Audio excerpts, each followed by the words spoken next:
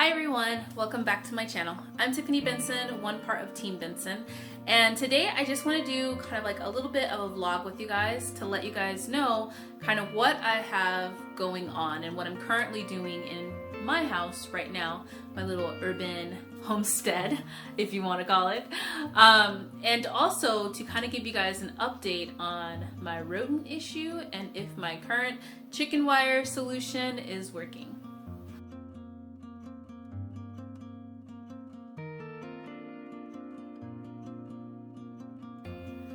Alright guys, so first we're going to start inside and then I'm going to take you guys outside and let you see if it's working, you know, because rodents are real here right now. I learned that it is a roof rat that is going throughout our community and just kind of digging up and tearing through everything. So it's probably more than one, it's probably a whole bunch of them because usually they roll in packs. So I wanted to kind of give you guys an update, just a little vlog style on what it is that I'm doing and what I've got going on, and some of the decisions that I've been making based off of the weather here in Arizona. Now it went like down to like cooler fall temperatures and it was nice and it was great, and now it's starting to get hot again. So I made a couple of adjustments. Part of that being my medicinal herb garden. So that is a little bit of lemon balm, and then this is some chamomile. Now I was hardening these off and I was leaving them outside to harden off because I was intending to put them in the ground, but then the weather changed. Lucky us, Arizonans, lucky ducks. It got super hot again throughout the day. Now it's still cool at night, but throughout the day, like in the hottest part of the afternoon, it's still reaching like 100 and I think it's supposed to be 104 today. And that is too hot for these. So instead of putting them out with shade cloth, I want to give them the best start that they can. And I know where they're going, it's going to get a lot of sun. So I'm actually going to up pot these in just bigger pots, which I'll leave down in the description below all the things that I use for seedlings and pots and up potting things and different things like that for my garden. But I think that it's going to be too hot to put those out, so I'm keeping those inside right now. So the next thing, if you guys follow me on IG, I have been canning. This is like really hot. These are some pineapples.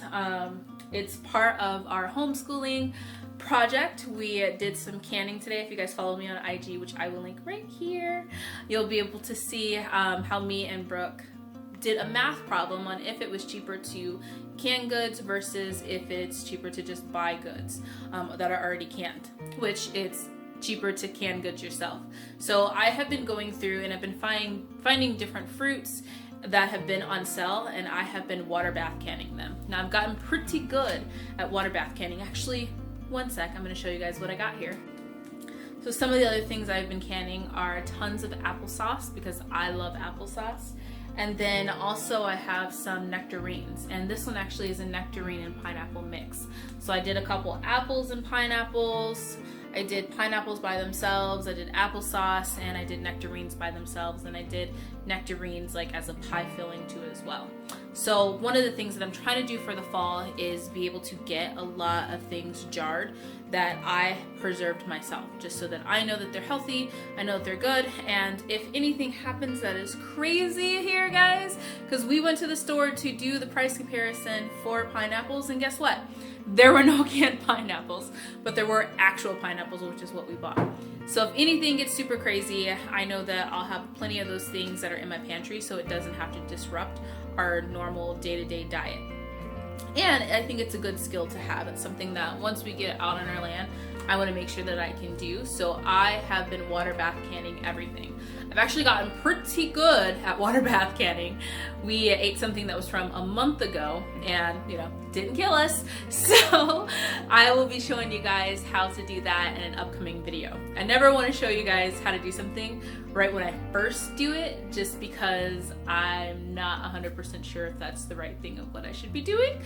But now that I've gotten perfected, I'm going to show you guys. So the next thing it's time to do is break out the ashwagandha root.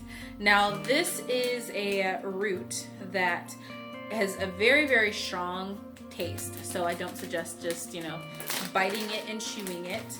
But this little guy can help prevent a lot of just flu and flu and cold symptoms by preventing the virus from actually attaching to your body.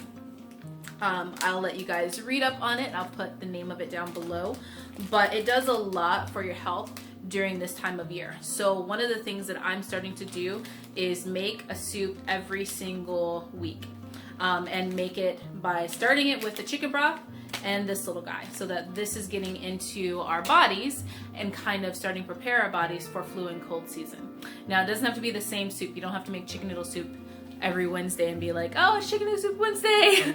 You can make a broth or stock, which is what I do, and I use the chicken for whatever it is that I'm going to use throughout the week, and then that stock, I can use that to make different foods, and then that puts the root into our system, and we get all the medicinal benefits from it.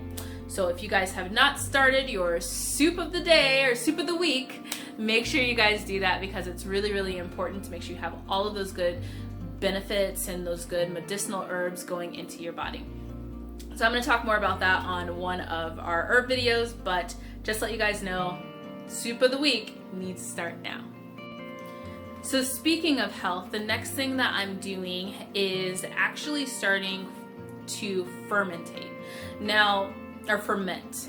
I think you can say it either way. We're gonna call it ferment. So with that said, one of the things that really keeps your body healthy is keeping a healthy gut. Most of anything that happens in your body happens because your gut isn't healthy, and it's just sending all types of bacteria and craziness throughout your body, or it's getting ulcers or just any type of craziness with inflammation or whatever. So it's really, really important to have a healthy gut. One of the ways to do that is to eat fermented food. So I've never tried fermenting before. This is actually my first time trying it. And one of the things I have going here is some tomatoes, basil, and garlic. And as you can see, it's starting to get the little bubbles. So this is only day 2 of the ferment, and it's just fermented in water and salt. And then I put those in there, and I put the little fermenting pug in there. And I'm just gonna let it sit for 7 days. Actually, I'm gonna let it sit for 10 days, and then I'm gonna try it, and then I'm gonna put it in the fridge if it's ready. So that's one of the things you wanna have, is a lot of good probiotics in your body. You can go to the store and purchase things that have probiotics, or you can take a probiotic supplement, but the best way to do it is to create it yourself, and then that way you can eat it yourself, like your own creation.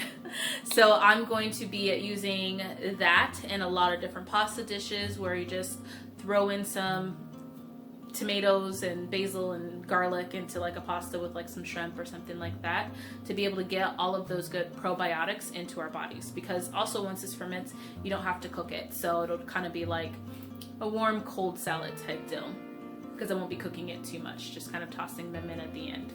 So that's one thing that I'm going to have going for our family.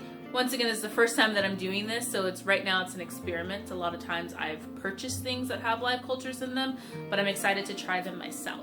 So that's what I'm doing inside. Let's go outside and see how this shade cloth, chicken wire, rodent prevention system is going for me, because the struggle's real, guys. Alright guys, just like I suspected, it's hot. So a lot of people had told me, they were like, hey, just so you know, the rodents can climb the chicken wire. And I did think of that. And so what I did is I attached the shade cloth to the top of the chicken wire, because I couldn't go behind it because of the trellises I had for the tomatoes, which did pose a problem. But I attached the chicken wire to the back to create like a little wall there, and then I tucked the chicken wire in the front, and then I have the row covers that are keeping the chicken wire, or keeping the shade cloth up, so that it's then not suffocating the plants. So let me show you guys what I did. Okay guys, so this is what it looks like. I have the chicken wire in the back, and then I just used some binder clips to attach the shade cloth.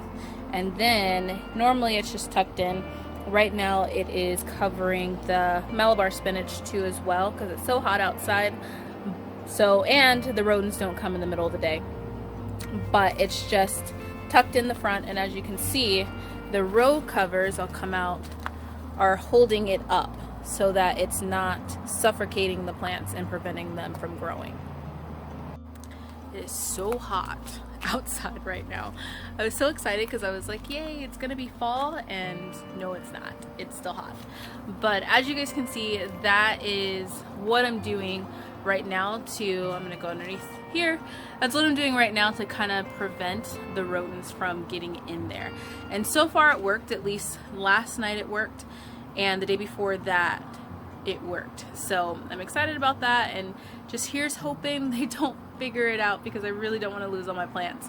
At least letting them grow to a good size to where then they don't want to eat them. That will be the most ideal thing. But until next time, guys, that's all I got for you guys today. I'm gonna go back to homeschooling and working from home and editing this video. But until next time, grow yourselves a garden, because even a small space can provide you with tons of food. Bye, guys.